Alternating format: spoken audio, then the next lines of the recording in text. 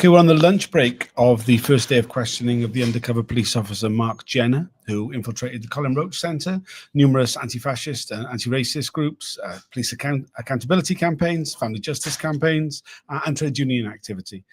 He's been asked further questions since the last break about his reporting and the way in which he's characterised those he reported on. I'm joined with Dave Smith from Blacklist Support Group. Hello, Tom. Hello. What have you made of? I noticed you're wearing a UCAT top. That's the trade union that Mark Jenner joined when he was deployed undercover and infiltrated. What have you made of what he's been saying over the last little bit? Yeah, I mean, it's the first time I've seen him for many years. He's changed. yeah, somewhat. His demeanor's changed. His haircut's changed. He hasn't lost his hair, but it's gone grey. Yeah, he's talking more than I thought he would, to be honest. I wasn't quite. I mean, he's quite unrepentant about his position. Very unrepentant. He's not really apologising for anything he said. No, I did this. Yes, I spied on these. This is the information I found out. I think Counterfeit Inquiry's doing quite a good job in questioning him, to be honest. David Barr's doing very well. Yeah, absolutely. I mean, like you say, he's been very unrepentant. He's been asked a lot of how he came to characterize certain things in certain ways in his reports, and his standard answer for that is, I was put close to Mark Metcalfe. I reported whatever he told me. I wasn't present at this event. I wasn't present at that event, but Mark Metcalfe was. I spoke to Mark Metcalfe. Whatever he said went in. I knew that he was prone to exaggeration. I still reported whatever he said. Yeah, there's a lot of. I mean, one of the things in one of the last reports we saw towards the end was a report about a member of my union, UCAT. Here we go, wearing the badge, which I was a member of. Mark Jenner was a member of the same union as me, and he describes one of someone that we both know, and I know who he is, and Mark Jenner knows who he is. I can't say it because he's got an anonymity order, and this thing described him as the reason he joined the Colin Roach Centre is because of his union activities. Describes the fact that he was in UCAT. Describes the fact that he was in the Building Worker Group and distributed their magazine called Building Worker. But then goes on to describe him as very violent and, a previous member of Red Action kind of thing, which I'm not sure whether he was or not, but, but then goes on to describe how Mark Metcalfe and Dr. Graham Smith both considered him, because he was working class and violent, they really, really appealed to him and they appreciated it. And, sorry, this gets back to your point about the kind of reporting he's done. And Barr says to him, "Well, how did you know Graham Smith thought that of him? Because Graham Smith, a very different character, very, very different character to Mark Metcalfe and to this supposed violent anarchist." And he basically says, "Well, I've only ever met Graham Smith once." So you've only ever met him once that you can remember, yet you're writing reports about him, basically saying that he's endorsing, these supposedly, violent hooligans, kind of stuff. I mean, he says that he wouldn't characterize Graham Smith in that way himself. Though he is the original author of the report, in that he gave the oral information to the back office, they wrote it up and they must have added it in. I mean, this is something we've seen from so many undercover officers who blame anything that's in the report that they don't want to stand behind. Oh, that must have been added in by the person who wrote it up. What's interesting, I mean, and something he does stand behind, is that the reasoning for why this person with privacy was violently anti-police was that he had some civil litigation against a police officer from Stoke Newington Police Station, which we know at the time was incredibly corrupt, and therefore was violently anti-police. Yeah, this thing about individuals or groups taking litigation against the police has come up time and again, so far during this morning's evidence. First of all, we saw a special branch report on Celia Stubbs, the widow of Blair Peach, who was killed by the police. Well, that made her violently anti-police herself. Yeah. But the actual report says that she turns up and assists in advice sessions for the Colin Roach Centre, which is like a community centre doing sort of advice for people, on a whole range of issues. But because she was taking this, because her partner had been murdered by the police, she was violently anti-police, and she was taking litigation against him. Once again, later on, there's they talk about some of the Black Justice campaigns whose family members have died at the hands of the police or in police custody, and they're doing litigation against the police. And once again, why do you think there'll be disorder? Because of because of this anti-police position. And once again, this construction worker, member of UCAT, is described as violently anti-police because of his a civil claim that he's got in, and it's going. And Graham Smith again, it's like you're taking a claim against the police very often because the police have been violent to you. Very often you win the case. Subsequently, this is one of the things that really. But therefore you're described as being violently anti-police. One of the things that would be really, really interesting in this is would be for the police to actually go for the inquiry to actually go and look at the facts of what actually happened in the end. Yes, because very much. There's a great That's the problem. There's a great quote by one of the journalists who wrote the stuff about the Watergate crisis, where he says you can look impartial by, he does this quote about umbrellas, and it pouring with rain. And a journalist, I can't remember it, but is it Bob Woodward? Bob Woodward. And he does this little story that he tells people when he's training them to be journalists. He says, look, you can be impartial as a journalist and you can say, look, I've interviewed one person and they said, oh, it's pouring with rain outside. And you can interview someone else saying, no, it's not pouring with rain outside, and there's a big argument and you report both sides of the argument about whether or not you need an umbrella or not. He said, what your job is as a journalist is to do is not to just report both sides of the argument, but to go and look out the window and see if it's raining or not, actually, check the facts. And what this inquiry doesn't seem to be doing, what the inquiry does is it gets the police version of events and it's written down on a police document, and then it gives it to the the activists, and they show them the same document, and there's an argument about who's true or not. Well, quite honestly, they could have just gone, you've got the document. What they could have done is gone back and looked at press reports at the time, or arrest records after time, to see whether these people were documented, to see whether they won their claim against the police or not, that kind of stuff, which would therefore put the entire thing grounded in some, the triangulation, I think they call it, actually based on facts rather than two sides of the. And I think the more they look at the actual evidence, the actual, objective truth that happened, that was, I'm not saying the press is always objective truth, but, rather than just, listening to an undercover police officer's version of it, the nearer, and they're not doing that. That's the bit they're not doing. I mean, I think worse than that, there was a whole bunch of questions about the Brian Douglas justice campaign, by Brian Douglas, who was murdered by police. And within that, there's reports about this demonstration, which Mark Jenner was a steward on. And the way it's written up is that there's a lot of talk about, there was the danger of public disorder because of non-political, irate black youths. And we see from the report that there was no violence on this demonstration. In fact, the closest it seemed to get, that was one black police officer got a lot of abuse from the crowd, and there was a claim that he was going to get beaten by clubs, which actually turned out to be the handles of placards. But that also that stewards intervened and stopped this from happening, so the demonstration policed itself. But when he was being questioned about this, Mark Jenner referred to, there were some scuffles along the way near the Oval, I think. And I was like, well, you didn't put that in the report at the time. Why are you bringing it up now? Supposedly, like it's 40 odd years later, you're saying, there were some other scuffles, which I didn't bother to report at the time. And it's just a nonsense, just an invented nonsense. I mean, he wasn't pulled out on this. But I mean, he was asked quite a few questions about the way that he like typified, or he said, well, black youths, of course, the black youths would be angry with police because there was this so-called police violence that resulted in the death of Brian Douglas, as if somehow Brian Douglas had spontaneously like killed himself. Yeah.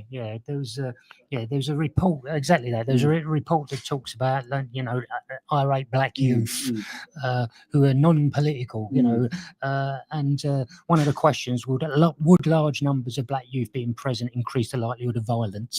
You know, in your opinion, and he says, well, in this situation, yes, you know, and throughout, you know, a number of, you know, would you describe black youth as being likely to cause violence as a racial stereotype? He says, oh, no, not at all. You know, so well, what is it? It's one or the other.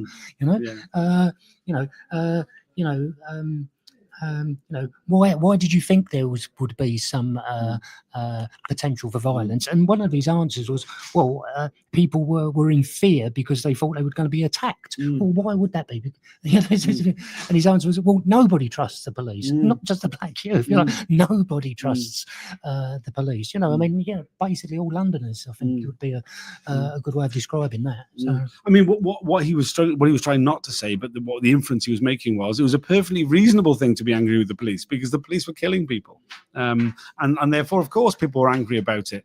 And like it was, but I mean, what was really funny was that this comment that was in his report is like, well, this is like self-evident, obvious stuff. Yes, black people are going to be annoyed that the police are killing black people. Why do you need an undercover police officer to go in to the organization and then be able to report that? That's the only pertinent piece of information about public order. He said very clearly that, you know, the demonstration organizers wanted it to be peaceful, that it was going to be well stewarded, as it turned out to be. So the only bit of like pertinent information about public disorder that he could provide was that, well, black people won't like it, the fact that the police have killed a black person, so they might be annoyed. Not something you need an undercover officer for.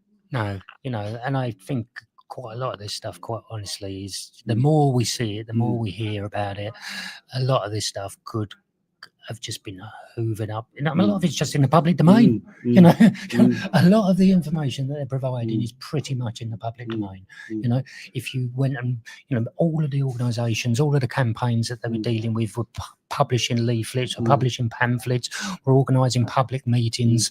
You know, you didn't need an undercover police officer embedded in somebody's life for 5 years in relation to Allison, spying on trade unions. You know, his suggestion that, you know, he never went to a single union event or a single union meeting is quite honestly just nonsense. You know, I mean, I've been to union events where I've been on picket lines with him. So I mean, where he wasn't involved in any union activity at all, it's just bollocks, basically. And hopefully, you know, this will, you know, come up. I mean, I've seen there are special branch reports that are going to come up in this later on in the evidence where he's reporting on industrial disputes. So, you know. Yeah, he says that Bob Lambert told him within the first 6 months of his deployment that the SDS was no longer interested in trade union activity. Yet this, from what I can gather, is before he joins UCAT. Because he didn't join the UCAT initially, he felt he didn't need to, but then he only did so that it would further his deployment inside the building workers group. But like, he's a member of UCAT for 2 years. The idea that, like, after he's been told that the SDS isn't interested in trade union activity, supposedly, seems a bit strange. He also claims that he was unaware that his reports were being sent to the security services, despite working in the back office and being aware that reports were sent to the security services. Now he claims, only in certain circumstances. Yeah, I've yet to see an STS report that, from the time period before it stopped, that didn't have send to box 500 in the corner, you know. Yeah, and also, I think this whole Jenner really downplays his role in spying on trade unions, massively downplays it, and the idea that, oh no, it's, you know, last was it last week or the week before with Peter Francis, it was quite open that individual trade unions have got their own special branch file, you know, and you don't get a special branch registry file unless special branch deem you as an individual or the organisation is as an organisation is considered to be subversive. So with Peter Francis, they did a very specific example about NATFE, which is the lecturers' union. It's now part of UCU. Special Branch have got a registry file on NATFE. Every time you come across someone from NATFE at a meeting, they're a valid person to spy on, even if they're not particularly engaged in anything that's subversive. Because NATFE themselves have got a registry file. UCAT have got registry file. I mean, it's already been disclosed in documentation. I'm not breaking any anonymity orders or restriction orders here, and it's certainly going to come up later on. That UCAT have got a registry file. Loads of other, the National Union of Rail Workers. Others have got registry files on them. And so this idea that I just the Special Branch weren't interested in trade unions at all, I find stretching the truth. And the fact It's laughable. And I never went to any UCAT meetings. Literally his own witness statement, which is now published on the inquiry website, talks about him going to union meetings and going to union conferences and that kind of stuff. So he's contradicting himself. He's even contradicting his own witness statement that he's only written just a couple of months ago. So yeah, no, it's a nonsense. I mean, like, it does beg the question, doesn't it? Really, I mean, because we have seen all the SDS officers throughout the SDS's history. Reporting on trade unions has been part of the course. It's part of what they do. Yet they are very sensitive about it. They want to downplay the amount of spying on trade union movement that they did. Why is that? I think for the exact same reason that they try and downplay the spying on the Black Family Justice campaigns. Their argument is, oh no, what we're doing is spying on extreme left-wing activists who are all just cashing in on, the police killing black people. And if we spy on the campaign, it's not really to spy on the campaign. They're just collateral intrusion. Is that if we spy on trade unionists, we're not really spying on trade unions. They're just collateral intrusion on the general hoovering up of stuff that we've done. One of the examples that was talked about earlier on today was Trevor Monaville.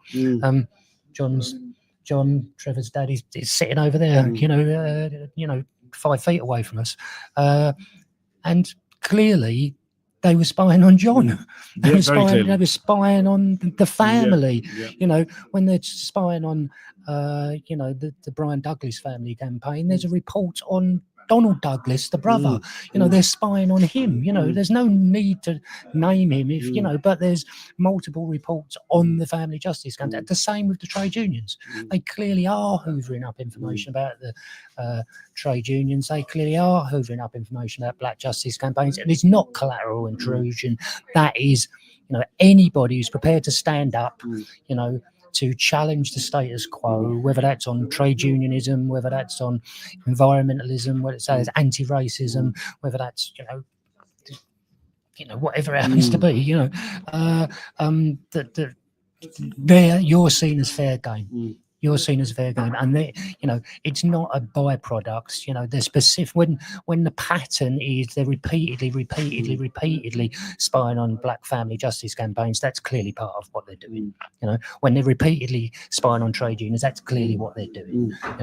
And the smoke screen of they're only spying on the left. We need to get away from that because it's a police narrative that justifies spying on everybody. Yeah, no, absolutely. I think you're completely right. Overall, though, what's your impression of Mark Jenner as a witness? What have you made of him? He's very confident. He's very self-confident. He's got an arrogance of an ex-police officer, and he clearly thinks he's done nothing wrong. There's no contrition whatsoever. None. There's no, I don't think he feels he's got anything to apologise for, and he has in his own mind. One of the things I know you must have discussed this earlier on, but I think one of the very first questions that he was asked, at the very beginning of this morning was, about, how it affected his family relationship, and his relationship with his wife. He says, was your very, very long periods away from your former wife due to you having a relationship with Alison, which originally he denied, but now is in no position to deny. He said, no, not at all. It wasn't because I was going on holiday. It wasn't because I was going on to Vietnam or to Thailand or to Israel with Alison. It was because I was attending lots of meetings. And it's just like, oh, for God's sake, man. I mean, just stop it, And this, we have to make this point that we're not being prurient. No. This isn't about someone having an affair. Lots of people have affairs. Yeah. That's not what it's about. It's abuse. It's about the state. No, this is going on. This is state-sanctioned abuse. That is the issue, not the fact that someone had a fleeting relationship, or in this case a 5-year intimate relationship. And Alison would be the first person to say that. Oh, she was saying a lot of things. I did try and get Alison to do one of these videos, but she's not in the mood today. But yeah, she had quite a lot to say throughout. Yeah, I mean, it's he is a very much a copper. Certain people have got like much more of a the look of being a cop, and he certainly got that. Yeah. We're going to hear more from him this afternoon. We're going to hear more from him for the next couple of days. Is there anything particular you're hoping to hear from him? Well, obviously, I'm very much looking for his discussion about spying on the trade unions, which I think is, it's untenable. I was at the picket line with him at Dow Jensen down in near Waterloo, to the JJ Fast Foods picket line, where he's got a report on, some of the core participants in this inquiry were in the trade union strand. Brian Higgins and John Jones were on the picket line with him down in Southwark, London Borough of Southwark, which he reports on. Both of them have passed away. So I'm here sort of championing their cause, and other trade union members who he reports on really sneeringly, really dismissively in reports, who are not core participants in this inquiry. I'm here sort of waving the banner for them, really. And also the anti-fascism stuff is going to come up at some point as well. And I, looking at many of the reports that he's filed, I was on a number of those particular protests and demonstrations. But as he quite clearly has already mentioned here a lot, the stewards very often are there to prevent violence, not to instigate the violence, and the violence that they're predicting is often from the police or from the fascists, not the other way around. Yeah, no, absolutely. Well, we'll have more of Mark Jenner this afternoon. We'll do another video in the break and at the end of the day. Thanks for joining. You are able to watch. He hasn't made a single breach yet, which is pretty good going. He came quite close a couple of times, actually. I don't know if people picked up what he was inferring that suggested there might have been a breach if he just said one more thing. But there hasn't been any breaches yet. So yeah, if you want to watch on YouTube, you can do. It'll be a new link this afternoon. I'll share that link on Twitter when I get back to tweeting, when we go back in. But yeah, thanks for joining, and we'll see you all in a bit. Cheers for now. #SpyCops.